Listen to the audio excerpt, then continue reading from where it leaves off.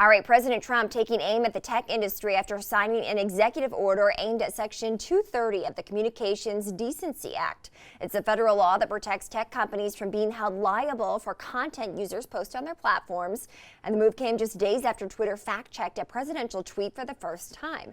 Joining us now to discuss the impact of the executive order is Bradley Tusk, founder and CEO of Tusk Holdings and former manager of the Bloomberg presidential campaign. Bradley, it's great to have you with us this morning. Since the president signed this order, he has talked about shutting down Twitter and dug into censorship issues. What does it say about his preparedness for November that his response is getting fact-checked? Yeah, I mean, look, I think it reflects two things. One, clearly sentiment is trending against him. He's particularly great. I think the Real Clear Politics average is that he's down 7.2 points to Biden, which is worse than any Republican nominee has been in the last 20 years in this position. But beyond that, I think it just reflects that he's kind of always the same, right? I mean, you could say, oh, he's worried about November, or he's trying to pick a fight for this strategic reason or that strategic reason. I don't think there's strategy to any of it. I think whatever comes into his mind comes out of his mouth. And if it helps him, it helps him. And it hurts him. And he just moves on to the next thing. Mm-hmm. Well, we've got to talk about this civil unrest that's been taking hold across this country for the past 12 days or so. Do you think the president is ready to handle the backlash from his response to the protests that will most likely stay with him until we get to November? No, I think the president is hoping that enough people who respond to his message will turn out and vote, and that enough people will be indifferent to Biden, and he will squeak through like he did in 2016. If you've seen him opposing vote by mail, especially in Michigan, he doesn't want more turnout because the more turnout he has, the more votes he loses. So I don't think he's in any way trying to expand his base or even persuade anyone at this point. He's just trying to turn out the voters that he has. Let's go back to the executive order that would get rid here of Section 230. What would this mean for social media? You know, I'm not sure, putting aside the fact that it would mean agreeing with Trump, I'm not sure it's a terrible idea. Because right now you have total monopolies in Facebook and a few other platforms and really nothing else. And because they're not held liable for anything on the platform, they don't really have to offer any kind of real value proposition to their customers other than a quick dopamine hit to see people beat each other up. And as a result, one, the platforms aren't that great. And two, because they're so big, it's really hard to see new early stage tech companies compete against and innovate against companies like Facebook. So as a result, there's very little innovation in space. The space itself is all kind of designed for societies and humanity's kind of worst impulses. And we've got monopolistic behavior across the board. So I actually think that tech would be a lot better off if Section 230 were repealed. Do you think that tech companies, social media companies, Bradley, at all should be worried about the president's increased rhetoric against them in the past 2 weeks?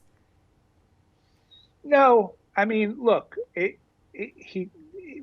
something else gets him annoyed in the next 2 weeks, then that'll be his rhetoric, right? You certainly have specific companies like Amazon and Apple and Google and Microsoft and Facebook that are worried about FTC antitrust scrutiny, and Trump can order them to investigate, but they already are. He can't really move any through Congress at this point. Pelosi's not going to do anything that he wants. And the Twitter executive order is not going to go anywhere. So, Trump can throw stones at them. His ability to be impactful over the next few months is pretty limited. And then the likelihood of him being in office beyond that is hopefully limited too. Mm-hmm.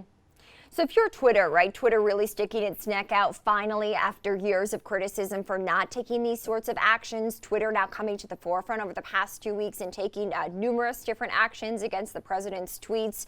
What's the best path forward for Twitter at a time where even Facebook has remained a holdout in not doing this to the president's content?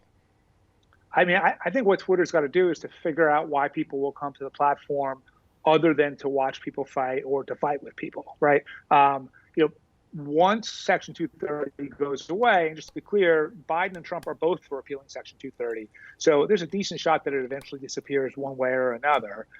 Then the question is, would people still go to Twitter? If Section 230 is gone, Twitter would have to be vastly more careful about what they allow people to post because they don't want to be sued for people's content. If people are only posting relatively non-controversial things on Twitter, will people still use it? That's the big question. They may not. I think Twitter at least has to assume that they'll lose a lot of usership if it becomes a lot more anodyne and bland, and they've got to develop other value propositions to keep their customers.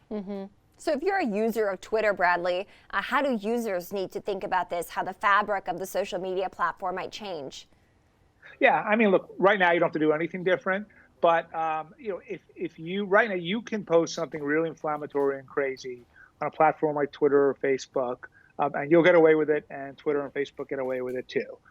If you did that to someone who is not a public official right now, you could be liable, but typically speaking, people don't sue. Once the platforms are all of a sudden there, potentially to be sued for not stopping libelous content, then one, I think your average user has to be more careful about what they post. And two, because the platforms have such deep pockets, even if you write something a little crazy about someone, even if you don't have that much money for them to recover damages anyway, you may get thrown into a lawsuit just because Facebook's got really deep pockets. So, if Section 230 goes away, you need to be mindful of that, of how you behave on the internet. But you know what? People should be more mindful of how they behave on the internet anyway. Do you think Joe Biden, Bradley, can curry enough favor among the tech community to help him rise in the polls against the president? Yeah, I mean, I think what Biden needs from tech really is just money. The one advantage Trump has right now is that he's raised a lot of money for his campaign, more than Biden has on hand, and Biden wants to be able to at least match him. The tech industry doesn't have any sort of great following in terms of being able to say, vote for this person.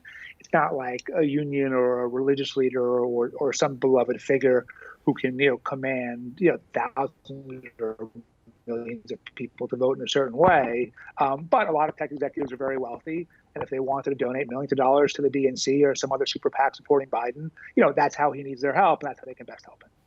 All right, Bradley Tusk, founder and CEO of Tusk Holdings and former Bloomberg campaign manager. Bradley, always great to talk to you. Thank you.